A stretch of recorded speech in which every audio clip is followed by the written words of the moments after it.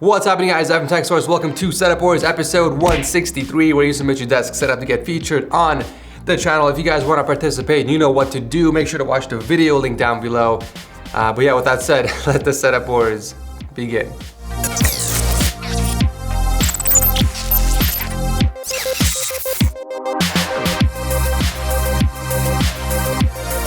I want to give a huge thanks to Vikings War of Clans for sponsoring today's video. Vikings War of Clans was inspired by famous strategy and RPG games of the 90s like Final Fantasy. It's very addicting to play with amazing graphics, and it's free to play. Help support my channel by downloading Vikings for free using the link in the description section. You guys will also get a special bonus of 200 gold coins and a protective shield, which will be extremely useful at the start. Kicking off the episode, we have Evan and his epic triple monitor setup that he uses for music production and light gaming. He's got a single 24-inch Acer monitor in the middle, sandwiched by two 24-inch HP monitors, but it looks like one of them needs to be color calibrated. The desk he's using is the popular IKEA KARLBY countertop that's being supported by two Alex drawers, pretty much the staple of most setups on the show. The benefits of going with a kitchen countertop from IKEA is the length, giving you lots of room to work with. Evan took advantage of all that and mounted his speakers. Scratch that, two sets of speakers. We have the Yamaha HS7 sitting on the stand and the Mackie CR3s right on top. This is actually the first time that I've seen something like this, especially in a music production setup.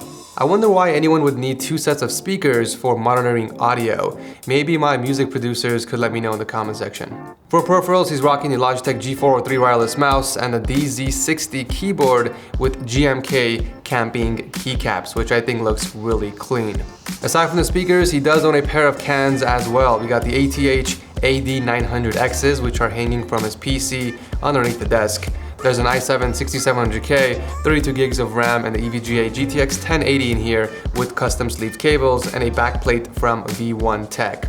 A very clean looking PC inside the NZXT S340 Elite case. It's a shame that beautiful PC has to be on the floor though. Cable management is very clean. We have a SIGNUM holding up the cables, no complaints here. I guess the only thing I would suggest is maybe color correcting the first monitor and then fixing some of the acoustic panels because the gaps between some of them are big enough to be noticeable. I feel like small things like that take away from the overall appearance and presentation of the setup. I would also try and find a way to put the PC above the setup because if you took the extra time to mod it and make it look that good, then it deserves to be seen more. Maybe grab an extra Alex drawer and squeeze it on the right side of your setup. Either way, it's a killer setup. Thank you for entering. Now this guy knows how to treat his PC, right up there on the center shelf. So this is Jasper from Sweden and his clusterphobic setup for gaming, design, and video editing. In case you guys haven't noticed, he is a big fan of Star Wars, hence the wallpaper and the theme of the entire setup to match his Sith build. It's got an i3 8350K, 32 gigs of RAM, and the NVIDIA Titan XP Galactic Empire Edition, which fits beautifully with the theme. There's some serious bottlenecking in this build, but who cares? Look at how dope that SFX case looks.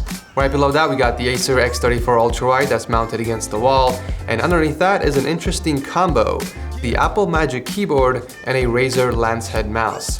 So Jasper is an art director and he's so used to using Apple products because of their design, but he also loves to game, hence why he compromised with the Razer mouse. I gotta give points for the Commodore 64 that's being proudly displayed in the shelf above. That thing must go for a lot now. He's also got a few OG consoles up there like the original Nintendo, Sega Dreamcast, and the Mega Drive, also from Sega. For anyone that's in their late 20s or early 30s, do you guys remember the Sega Genesis? Even till today, I remember some of the best games I've played on that console. Golden Axe 3, Sonic, X-Men Clone Wars, we got Battletoads, and even Street of Rage 2. If you guys have played any of those games, you are a true OG and you have earned my respect. Cables are managed beautifully with a single channel raceway hiding the wires from the PC and the monitor all the way down to the cable rack. Excellent use of space for a compact gaming and productivity setup. Well done, Jasper, and thank you for entering. At number 3, we have Joachim from Sweden, and I know I butchered the crap out of your name, so I apologize. But we have here his gaming and productivity setup featuring a 48-inch curved 4K TV from Samsung and a 27-inch monitor that's mounted vertically.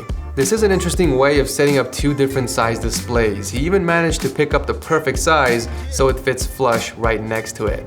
He did do a good job keeping the surface of the desk clutter-free. We have a Varmillo keyboard and the Logitech G403 mouse, and next to that is a tray holding his remotes and other miscellaneous tech.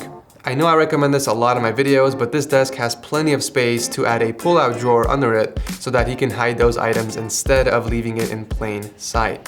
For audio, he does have a few sources. He's got the Sennheiser RS-185s, and you guys remember that super expensive speakers from that rich guy in episode 161?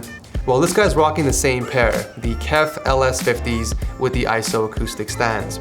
He does have a mic setup as well, a Blue Yeti hooked up to a boom arm. The desk he's using is custom made with a built-in cable management rack, and all the wires are routed straight to the PC, which has a 5820K, 16 gigs of RAM, and the Asus GTX 1080 Ti Strix.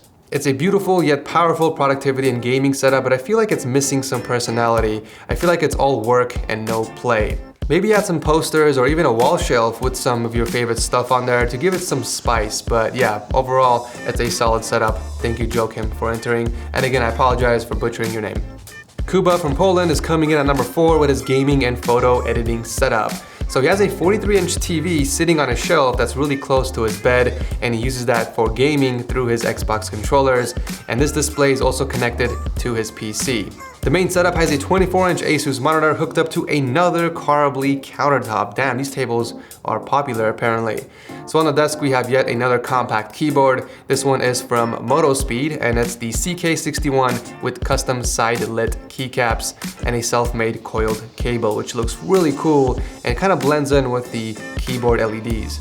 For audio, he has a pair of Fender R50 speakers and the HyperX Cloud headset resting on a hanger. Powering it all is a custom PC rocking a 6600K, 32 gigs of RAM, and the GTX Strix 1060. Cables are neatly managed underneath the desk with an SD card reader attached for convenience. No real complaints for this setup. I feel like it's organized very well with purpose, however it could use some more lighting. Maybe adding an LED strip behind the desk will brighten up the setup a bit more, but I got a feeling you like a dimly lit setup. Either way, thank you Kuba for entering. Last but not least, we have Trevor and his gaming setup. He's actually using my favorite tabletop from IKEA, the Halistad, and he's got two Alex drawers as support. Mounted on the desk are two different 27-inch monitors from Asus, and below that we got the Corsair K70 Lux RGB keyboard and the Razer Death Adder Elite mouse, which he drilled a hole for. Nicely done. For audio, he's using a pair of DT990 headphones and the Blue Yeti microphone, which is next to a Lego NASA Apollo Saturn rocket. And next to that, we got the PC powering it all, which has an 8700K, 16 gigs of RAM, and the GTX 1070 from Asus.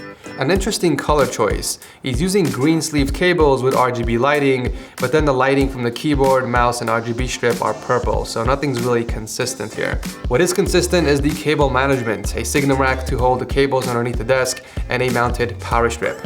Obviously, I would recommend a hanger to hold up your headphones, but other than that, it's a really clean and straightforward setup. Thank you, Trevor, for entering. And that wraps up this episode of Setup Wars. Make sure you guys comment below on who has the best desk setup in this episode. I'll announce the winners on my Twitter and Instagram accounts. Thanks again so much for watching. As always, leave a like if you enjoyed the show and a dislike if you didn't, and I will see you in the next one.